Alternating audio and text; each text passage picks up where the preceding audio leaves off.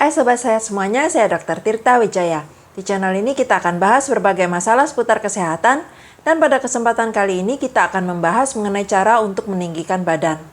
Memang sih, sebagian besar tinggi badan kita itu tergantung dari keturunan ya, dapatnya dari orang tua. Kalau orang tuanya, ayah ibu kandungnya sama-sama tinggi, biasanya anaknya juga tinggi. Dan kalau orang tuanya badannya agak mini gitu ya, ya biasanya ya anaknya juga mini. Tapi kenapa saya bilang biasanya? Karena meskipun ini merupakan faktor yang besar, yang penting, tapi bukan satu-satunya.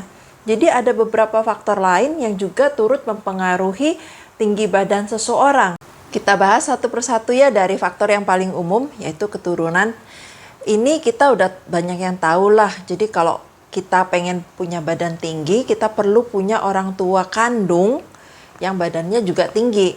Karena gen itu kan diturunkan dari orang tua ke anak ya. Salah satunya adalah yang untuk menentukan tinggi badan, potensi tinggi badan anak. Dan potensi tinggi badan anak ini bisa diukur, bisa diperkirakan menggunakan formula rumus tertentu. Ini saya cantumkan di layar ya, rumusnya yang bisa dipakai.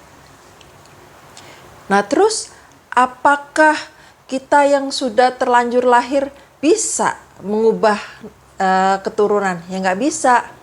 Ini adalah tanggung jawabnya orang tua, dan ini perlu dilakukan bahkan sebelum anak dikandung gitu loh. Jadi kalau memang kepengen punya anak yang badannya tinggi, ya sebisa mungkin pilih pasangan yang badannya juga tinggi. Nah itu namanya upaya memperbaiki keturunan lah ya, gitu ya. Nah tapi terus bagaimana dong? Kok ada ya orang-orang yang orang tuanya badannya tinggi, tapi anaknya kok nggak tinggi gitu ya? Padahal ayah ibu kandungnya tinggi. Bisa, gitu, karena itu ada faktor lain. Sebaliknya juga bisa, orang tuanya nggak terlalu tinggi, tapi anaknya tinggi gede gitu. Bisa. Mungkin orang tua kandungnya itu mereka sebenarnya memiliki potensi badan yang tinggi, tapi karena satu dan lain sebab pertumbuhan badan mereka itu nggak optimal. Tapi bukan berarti gennya mereka itu gen yang pendek, enggak. Mereka sebenarnya gennya tinggi karena nggak optimal aja. Nah begitu masuk ke keturunannya, terus dengan kondisi yang optimal, keturunannya anaknya itu bisa mencapai tinggi yang optimal gitu ya. Kita bahas faktor-faktor lain yang juga bisa mempengaruhi tinggi badan. Nah itu kalau tadi keturunan, masalah genetik itu dilakukan sebelum anak dikandung, sebelum terjadi pembuahan. Nah, faktor-faktor berikutnya ini lebih setelah terjadi pembuahan, mulai dari kehamilan. Nah, pada saat janin dikandung, terjadi pembuahan dulu ya, itu biasanya mereka akan sel telur ketemu sel sperma, lalu akan mulai terjadi pembelahan sel. Di awal-awal masa kehamilan ini umumnya lebih ke pembentukan organ-organ, dan ini sifatnya hampir sama, standar untuk semua janin, semua ras ya, hampir sama. Itu sebabnya kalau mau mengukur, memperkirakan usia kehamilan dengan menggunakan USG di scan, kan itu kan pakai panjang tulang-tulang ya, tulang femur, tulang paha gitu ya. Nah itu lebih akurat kalau dilakukan di awal-awal masa kehamilan, karena semua janin itu sama, hampir sama lah, kurang lebih sama. Nah tapi begitu masuk bulan keempat, kelima, keenam, itu faktor-faktor lain udah mulai lebih besar pengaruhnya. Nah jadi itu sebabnya kalau kita mau melihat perkiraan usia kehamilan pakai USG, itu jangan dilihat yang di trimester kedua, itu biasanya udah kurang akurat dibandingkan yang di trimester awal gitu ya. Faktor apa sajakah yang mempengaruhi pertumbuhan janin pada saat dalam kandungan? Ayo tebak. Yang paling gampang, yang paling sering kepikiran tentunya adalah nutrisi dari ibu. Iyalah, namanya juga sedang bertumbuh, tentu butuh bahan kan. istilahnya kayak kita ngebangun rumah gitu ya. Kalau gen itu kan seperti rencana bangunnya.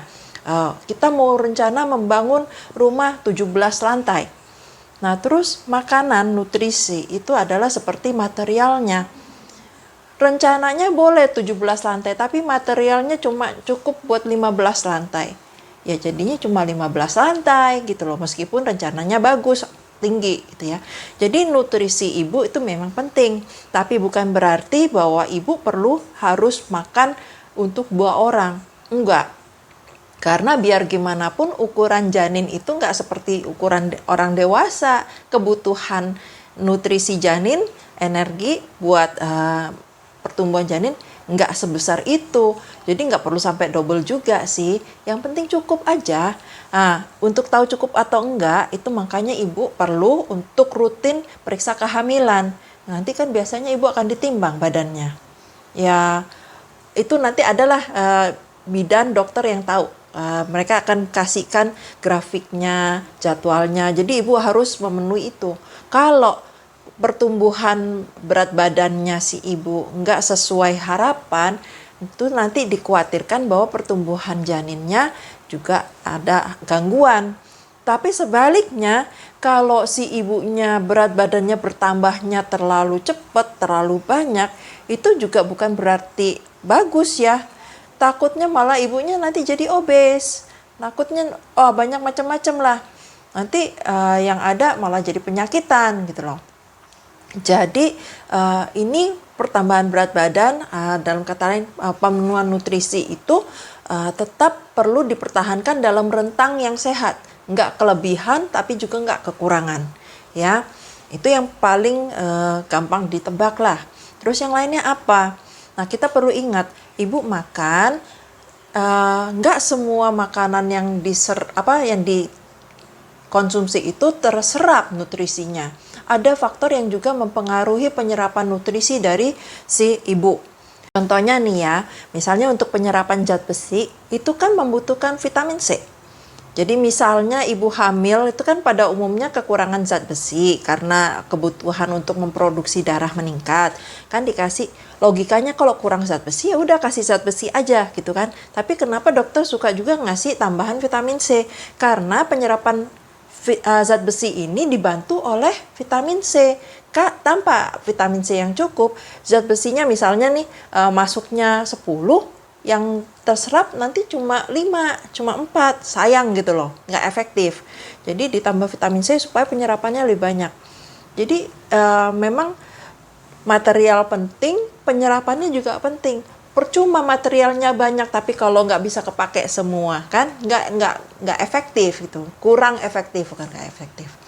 Ya, jadi itu sebabnya seringkali dokter mengasih suplemen-suplemen tertentu ke ibu hamil untuk mengoptimalkan tumbuh kembang si janin. Terus apakah ibu hamil perlu susu hamil? Ini saya agak lucu sih sebenarnya. Jadi Tuhan menciptakan makhluk hidup itu udah dirancang sebagus mungkin gitu ya. Dan satu-satunya makhluk hidup yang masih butuh susu setelah dewasa, setelah disapi adalah manusia. Apakah butuh ibu hamil minum susu hamil? Kalau menurut saya sih, selama nutrisi si ibu terpenuhi dari makanan sehari-hari, nggak perlu itu tambahan susu hamil. Kalaupun kurang, biasanya ditambah dengan suplemen aja. Kenapa saya bilang nggak perlu susu hamil? Karena umumnya orang dewasa, apalagi yang di Asia, itu sudah nggak ada enzim yang diperlukan untuk mencerna susu. Akibatnya kalau minum susu jadinya murus-murus, mencret-mencret, istilahnya lactose intolerance ya, jadi nggak bisa mengolah laktosa gitu ya. Jadinya bukannya dapat nutrisi, malah yang di dalam keluar mencret gitu ya. Jadi menurut saya sih kalau nggak terbiasa minum susu ya nggak usah, cukupin aja dari makanan sehari-hari. Terus biasanya dokter juga udah kasih kok suplemen-suplemen yang dibutuhkan gitu ya. Tapi kalau memang terbiasa minum susu atau doyan minum susu, ya go ahead. Yang penting pastikan bahwa susunya itu aman. Jangan nanti ada bakterinya gitu ya. Nanti malah nggak didapat nutrisi yang diinginkan gitu. Oke, itu adalah dari nutrisi dan penyerapannya. Terus faktor apa lagi yang bisa mempengaruhi? Ya, mungkin yang sering orang lupa adalah masalah hormon. Kenapa? Karena hormon ini mengatur segala macam di dalam tubuh kita. Termasuk juga tumbuh kembang anak, termasuk juga penyerapan nutrisi. Segala macam itu ada sedikit banyak kaitannya dengan hormon. Jadi perlu dipertahankan kesetimbangan hormon yang optimal buat tumbuh kembang si janin. Memang kita tahu pada saat kehamilan itu ibu akan mengalami perubahan hormon yang sangat drastis. Karena ya memang proses kehamilan itu memang mempengaruhi. Tapi diusahakan supaya hormon-hormon lainnya nggak ikut berubah sampai memberikan efek negatif. Contohnya apa? Hormon-hormon stres. Hormon-hormon semacam ini kan manusia dirancang untuk mempertahankan keselamatan keberlangsungan hidupnya. Pada saat seseorang mengalami sesuatu yang mengancam, menakutkan, itu akan keluar itu hormon-hormon stres yang fungsinya untuk mengatur tubuh supaya sumber dayanya itu lari ke organ-organ yang penting, ke otak, ke panca indera, ke jantung, ya kayak gitu-gitulah.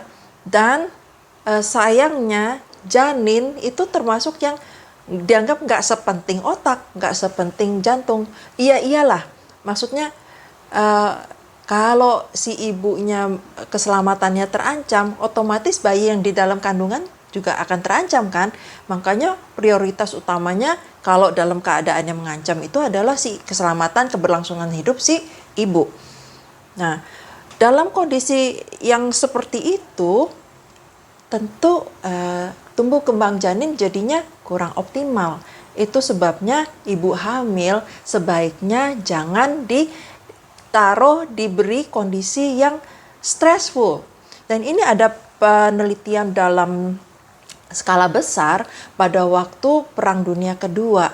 Jadi itu ternyata bayi-bayi yang dikandung selama masa perang itu waktu lahir, meskipun perangnya sudah berakhir, pertumbuhan mereka itu nggak seoptimal bayi-bayi yang dikandung pada masa damai. Ini sudah terbukti dan itu skala besar. Berarti penelitian kesalahan dan penelitiannya itu relatif lebih sedikit gitu ya. Nah, jadi sebaiknya pertahankan keseimbangan hormon ibu, maksudnya yang supaya jangan ibu stres, buat ibu happy, gembira, itu ngaruh memang.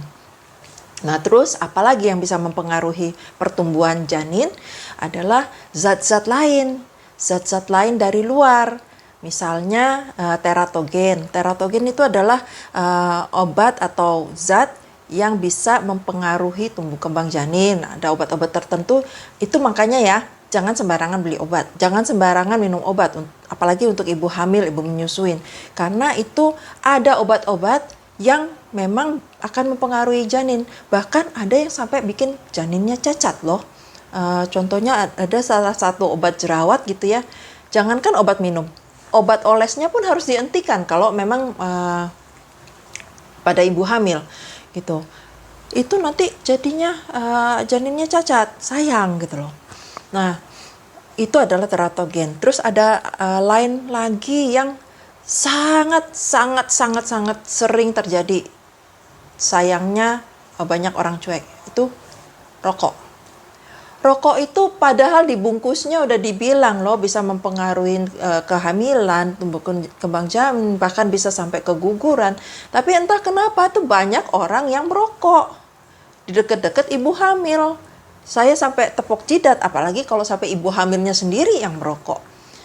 Itu nanti ngepek juga. Jadi bukan cuma yang ngisep yang terpengaruh asap rokok itu, tapi orang-orang yang nggak ngisep rokok tapi ngisep asap rokoknya itu terpengaruh, dan ibu hamil itu juga begitu. Jadi jauhilah. Kalau misalnya ibu hamil suaminya perokok, suruh suaminya merokok di luar rumah. Buang itu semua asbak. Nah, begitu masuk rumah, suruh masuk kamar mandi, cuci bajunya, mandi, keramas, sikat gigi. Jadi nggak ada partikel-partikel yang beracun itu yang bukan nggak ada lah ya, istilahnya meminimalisir supaya si ibu hamil dan janin yang dikandungnya itu nggak terpapar. Gitu ya. Terus ada juga alkohol. Alkohol itu juga bisa mempengaruhi. Makanya ibu hamil jangan minum alkohol gitu ya. Perhatikan saran dan petunjuk dari dokter. Yang nggak boleh itu ya, kalau obat, udah jelasnya gini ya, kalau untuk obat, suplemen, herbal, apa segala macam, jangan konsumsi yang lain-lain kecuali yang disarankan oleh dokter. Titik. Kalau sakit, berobat ke dokter. Jangan berobat dokter-dokteran sendiri. Kita nggak tahu ini obatnya ada interaksi nggak dengan suplemen yang udah dikasih, atau apakah bisa mempengaruhi janin atau enggak gitu ya. Pokoknya ikutin saran dokter. Nah, terus jangan alkohol, narkoba, kafein, rokok, kayak gitu dah. Itu yang umum-umum aja sih. Gitu ya. Nah, itu adalah hal-hal yang mempengaruhi selama masa kehamilan. Setelah bayi dilahirkan, bayi akan mengalami pertumbuhan yang sangat pesat juga, terutama dalam 3 tahun pertama kehidupannya. Itu sebabnya pemerintah sangat mementingkan sekali program untuk pencegahan stunting. Stunting adalah hambatan pertumbuhan pada anak, baik itu pertumbuhan fisik, maksudnya tinggi badan ya, fisik, mental, kayak gitu-gitulah. Nah, pada usia anak baru dilahirkan sampai akil balik, sebenarnya anak akan terus bertumbuh. Cuma memang rate pertumbuhannya itu beda-beda. Biasanya umumnya pada 5 tahun pertama itu pesat. Paling pesatnya itu 3 tahun pertama. Baik itu tingginya maupun otaknya. Terus sampai 5 tahun itu agak melambat sedikit. Nah, setelah 5 tahun, 6 tahun itu agak lambat pertumbuhannya. Numbuh masih tambah tinggi, anak kita masuk SD gitu kan, waktu masuk SD masih imut-imut, begitu kelas 6 kan udah tinggi-tinggi gitu ya, jadi masih tumbuh gitu ya, cuma pertumbuhannya nggak secepat waktu bayi baru lahir sampai 3 tahun pertama. Nah, udah gitu nanti akan mengalami pertumbuhan yang pesat lagi pada saat pubertas, remaja. Nah, setelah masa pubertas berakhir, itu tingginya akan mencapai tinggi dewasa yang stabil. Mungkin akan tumbuh lagi, masih tumbuh lagi sampai umur 20, 21 gitu ya. Tapi pertumbuhannya udah nggak terlalu cepat gitu. Nggak secepat pada waktu pubertas atau pada saat baru lahir gitu ya. Nah, pada saat-saat pertumbuhan ini, pada saat anak baru lahir sampai masa pubertas selesai, ini adalah peluang kita sebagai orang tua dan peluang anak juga ya kalau pengen badannya tinggi untuk mengoptimalkan tinggi badan. Oke lah, untuk anak yang baru lahir 1 tahun 2 tahun mungkin belum ngerti, itu tanggung jawab orang tuanya. Tapi kalau anak yang sudah remaja masuk masa pubertas, nggak mungkin dong kita untuk kebutuhan nutrisinya kita suapin orang tua, nggak mungkin. Itu tanggung jawab anak juga lah, orang tua nyediain, anaknya yang makan gitu ya. Oke, kebutuhannya apa aja, faktornya apa aja yang mempengaruhi tinggi badan seseorang pada saat setelah dilahirkan. Garis besarnya sih hampir sama, nutrisi, terus faktor-faktor di luar yang tadi saya sebutkan ya, seperti waktu dalam kandungan. Nah, terus ada lagi olahraga. Dan satu lagi itu adalah istirahat. Oke, nutrisi saya udah jelaskan. Faktor-faktor luar seperti rokok, narkoba, alkohol itu udah saya jelaskan. Nah, kenapa kita butuh olahraga? Kenapa kita butuh istirahat? Jadi gini, untuk pertumbuhan tubuh itu prosesnya itu seperti bongkar pasang, seperti bikin bangunan gitu ya. Nah, pada saat kalau kita nggak olahraga, kita pertumbuhannya itu slow. Kenapa? Karena kita cuma istilahnya menumpuk gitu ya. Tapi kalau kita olahraga, itu tubuh kita itu akan mengalami kerusakan-kerusakan yang masih dalam batas bisa kita handle. Jadi kerusakannya itu bisa di-repair dengan oleh tubuh kita sendiri. Nah, jenis kerusakan yang semacam ini akan memicu, mengefektifkan tubuh kita untuk membangun yang lebih kuat. Jadi istilahnya gini loh, kalau pertumbuhan tulang gitu ya, kalau tulangnya nggak menanggung beban berat gitu ya, itu dia pertumbuhannya biasa-biasa aja. Dia nggak akan sekuat tulang yang terbiasa bekerja berat gitu ya. Tapi untuk beban beratnya ini nggak boleh sampai tulangnya patah. Itu patah itu adalah kerusakan yang sudah di luar range yang bisa ditanganin oleh tubuh dalam kondisi normal. Jadi itu sebabnya kita perlu berolahraga gitu ya. Olahraga angkat beban itu untuk pembentukan tulang. Terus olahraga yang ini untuk membentuk otot, kayak gitu-gitulah. Jadi itu sebabnya kita perlu olahraga untuk menciptakan kerusakan-kerusakan minor yang bisa diperbaiki dengan cepat oleh tubuh sehingga terbentuk jaringan yang lebih kuat, yang lebih besar, yang lebih bagus, ya. Dan ini hanya bisa terjadi pada masa pertumbuhan. Setelah pertumbuhan selesai, setelah masa pubertas selesai, tubuh perlahan akan kehilangan kemampuannya untuk meregenerasi sebaik pada masa pertumbuhan, ya. Masih bisa, tapi nggak seefektif, nggak seefisien pada masa pertumbuhan. Itu sebabnya kalau anak-anak ya jatuh, berdarah, sembuhnya lebih cepat dibandingkan orang yang udah umur 50-60 tahun. Memang begitu, karena kemampuan tubuhnya untuk memperbaiki diri itu udah berbeda gitu ya. Nah, itu perlunya olahraga. Tapi harus diimbangin dengan istirahat yang cukup. Kenapa? Pada saat olahraga, pada saat beraktivitas, itu kan terjadi kerusakan-kerusakan minor. Nah, perbaikannya, repairnya itu terjadi pada saat si anak itu lagi tidur. Pada saat tidur, tubuh kita akan mereparasi. Bayangkan kalau si anak ini tukang begadang, nggak tidur, yang ada kerusakannya makin lama makin numpuk. Akhirnya nggak tercapai hal yang diharapkan. Jadi, untuk mencapai pertumbuhan optimal pada anak, remaja, itu perlu dipenuhin tiga-tiganya.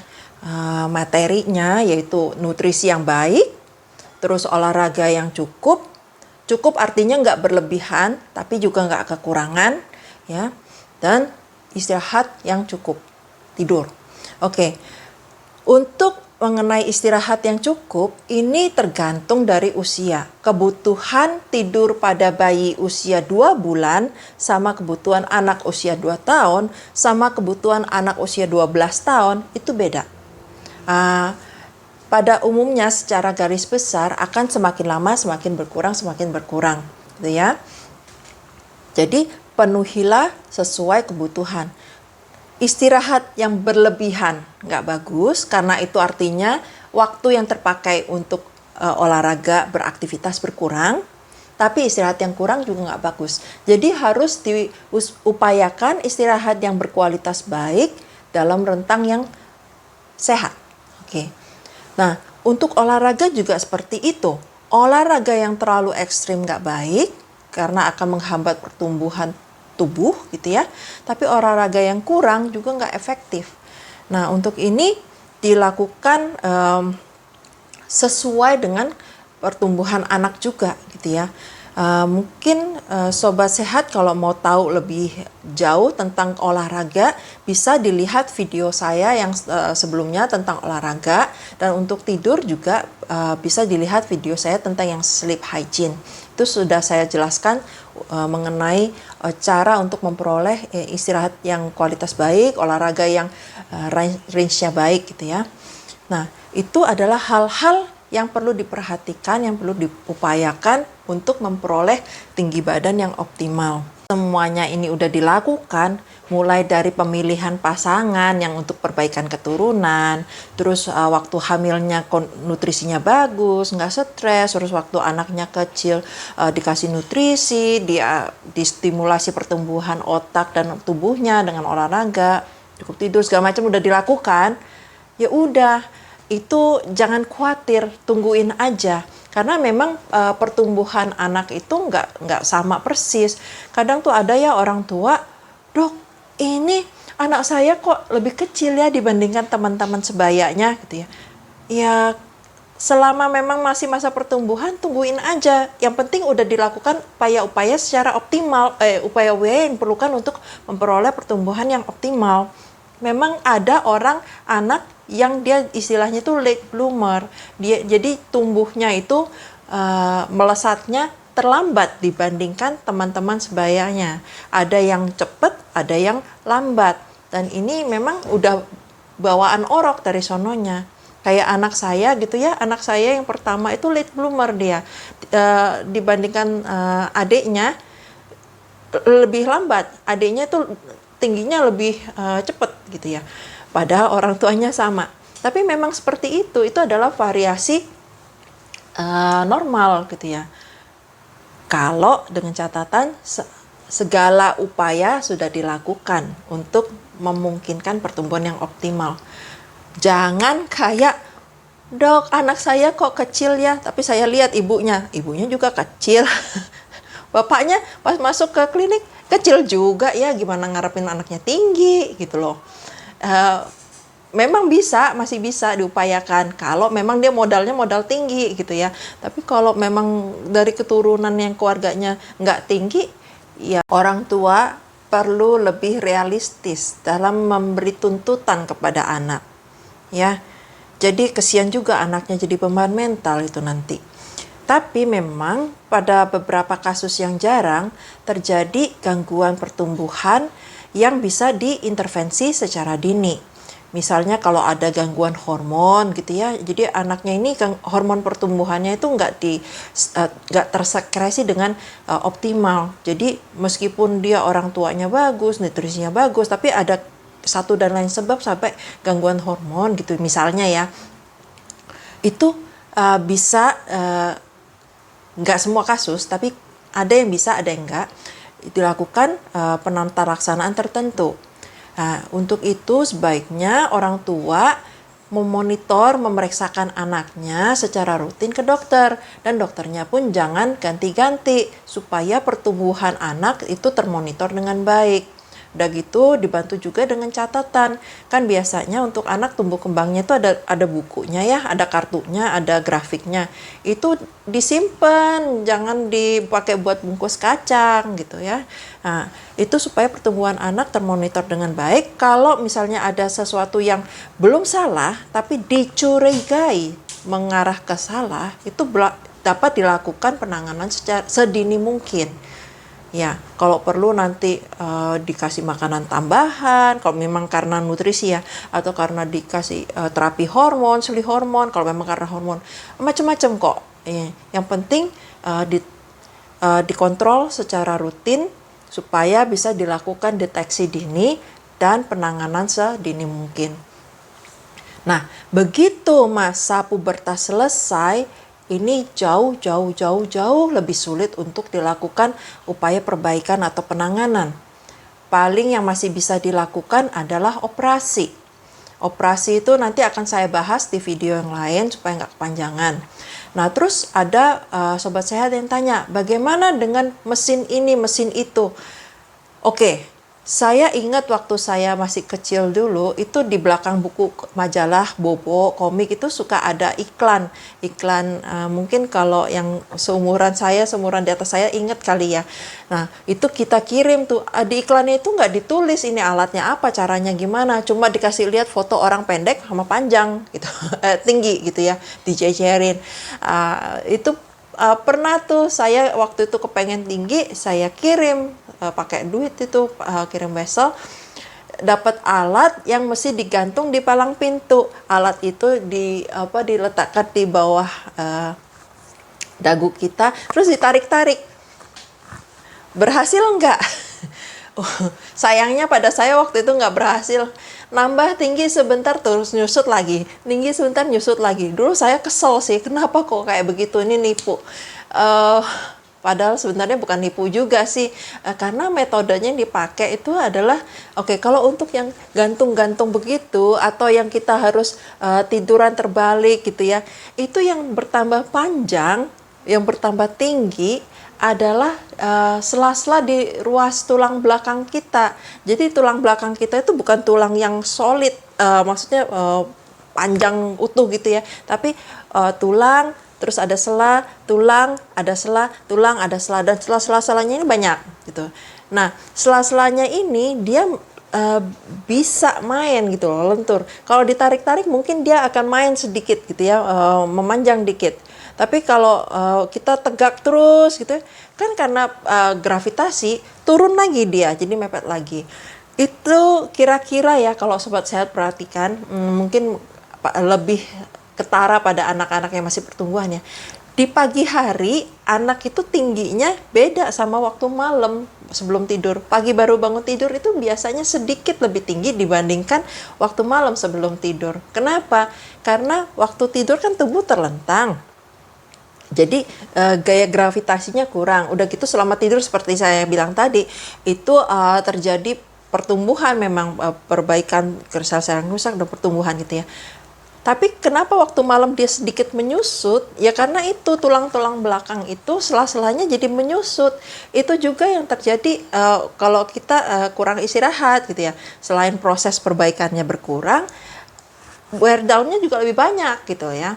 Nah, itu jadi metode itu dibilang nggak nambah tinggi badan, nggak juga, nambah juga, cuma umumnya sifatnya nggak permanen. Nah, kalau untuk yang permanen ya itulah operasi. Itu di video saya berikutnya akan saya bahas. Semoga apa yang saya sharingkan hari ini bermanfaat. Salam sehat selalu.